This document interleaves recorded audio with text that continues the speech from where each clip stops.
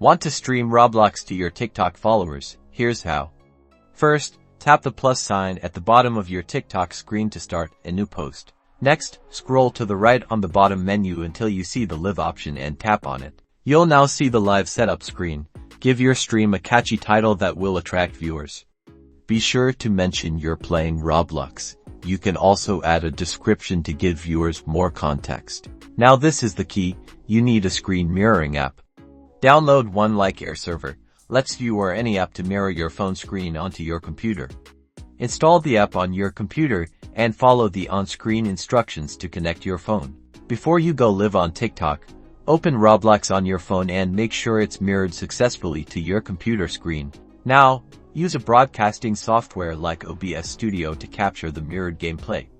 Set up OBS to capture the window displaying your phone screen and adjust the resolution and audio settings to your preference. Finally, switch back to the TikTok app and tap the Go Live button.